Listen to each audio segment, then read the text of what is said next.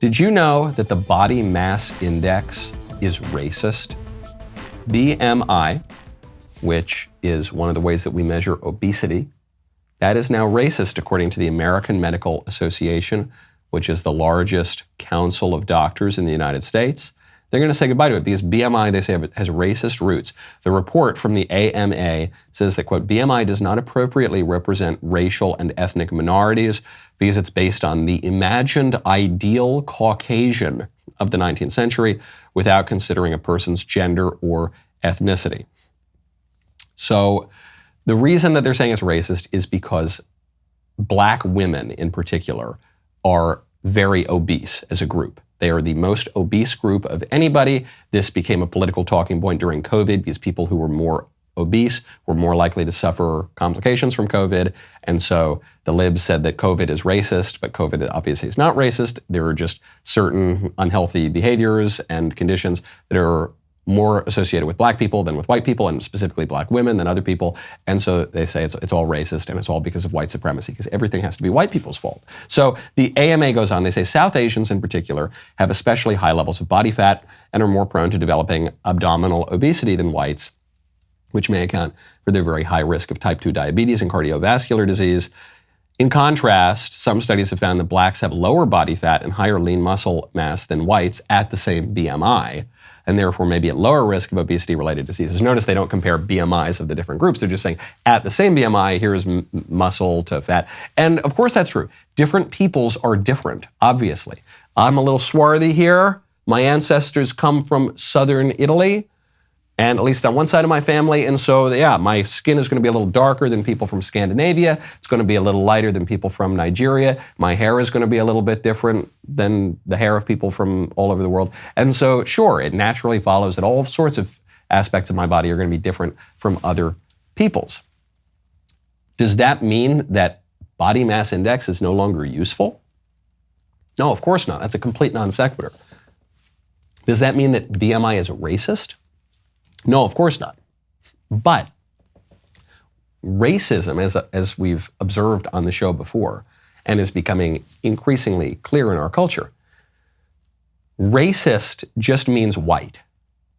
If a thing is white, if a thing has connection to white people, if a thing is more closely associated with white people than non-white people, it is racist. In our modern culture, white just means bad. So because BMI was developed by white people on white people using experiments that involved white people, it's just bad. Because America historically was a white country, America's bad. Because Europe is the continent of the white people, then Europe is bad. And those places will be blamed for things that take place in Asia, that take place in South Asia, that take place in Africa, that take place in Pacific Islands, slavery, cannibalism even, cannibalism which wasn't actually practiced in the West, and the word comes from the indigenous peoples of the Americas and specifically from the Carib Islanders. Doesn't matter. There'll be anything that has existed everywhere.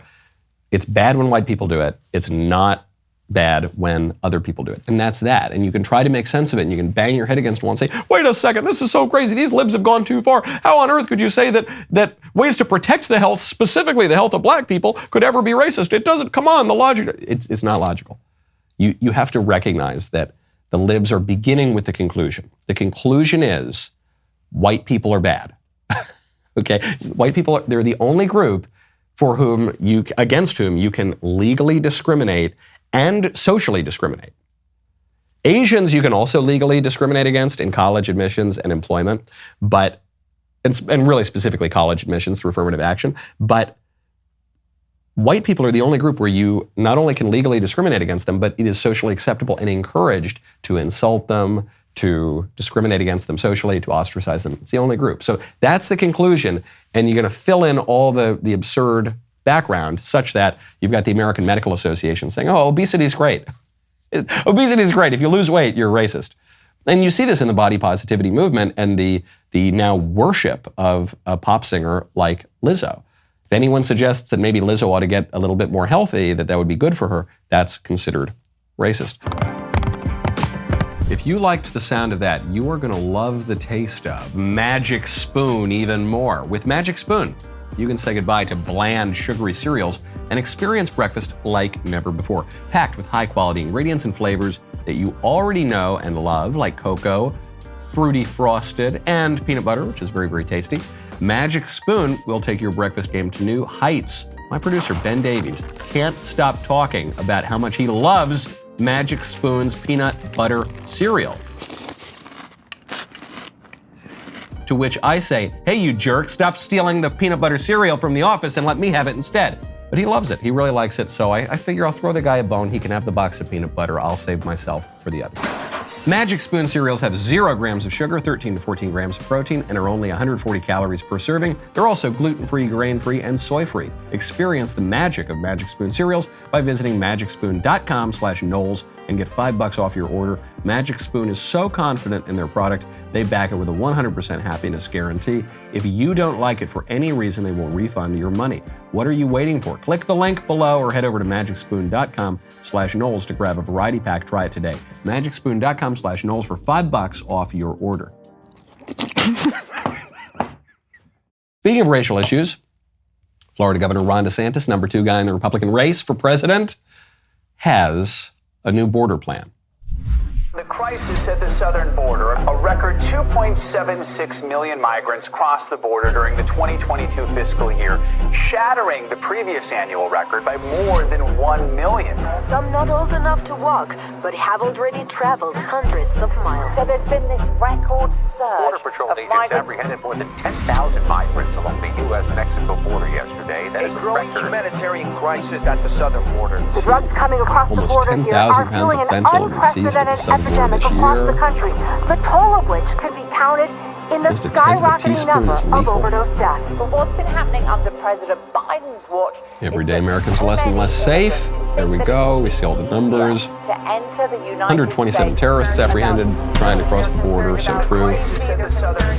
We will secure the border. We will stop the cartels.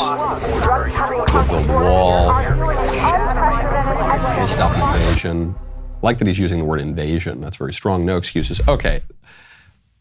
The plan might be good. The commercial's weak. And the commercial's weak because the commercial doesn't include specifics. And because the commercial is diagnosing the problem, recognizing the problem, but not getting specific on the solutions, other than all the stuff that Republicans have been talking about for a long time that they haven't really done. Trump had a real advantage here in 2016 because he offered new solutions. We're going to build the wall. We're going to deport all these people. We're going to end birthright citizenship. Okay, great. Wow, that was new. That sounded exciting. People voted for him on that premise. But then he didn't really do it. He built some of the wall. Illegal immigration dropped in the first months of the presidency, but then the illegal immigrants and the cartels realized that the law wasn't really going to be enforced. Maybe that was Trump's fault. Maybe it wasn't Trump's fault. Maybe Trump just couldn't wield the bureaucracy effectively enough. Regardless, illegal immigration jumped right back up. So now the idea of building the wall or whatever, even that is not novel.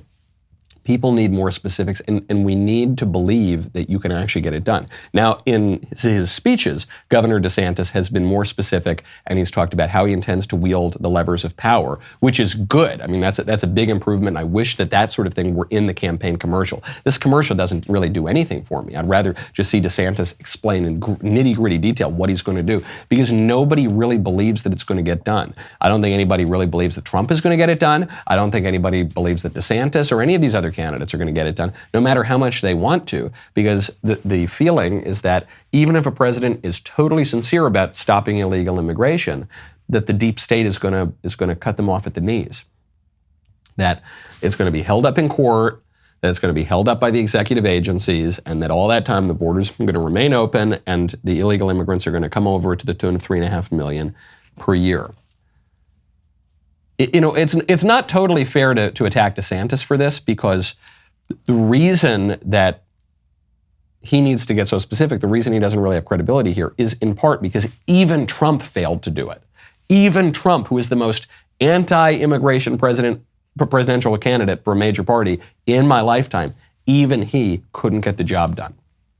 So now I wonder if immigration is even going to be a big issue in 2024. I think a lot of Republicans have just written it off. Just said, yeah, We tried. There's really no solution on the horizon. We got to focus our attention elsewhere. I'm so glad you liked that clip. Wasn't it great? I loved it. Make sure you subscribe to the Michael Knowles YouTube channel. Make sure you ring that bell to get all the other clips and interviews and games and episodes.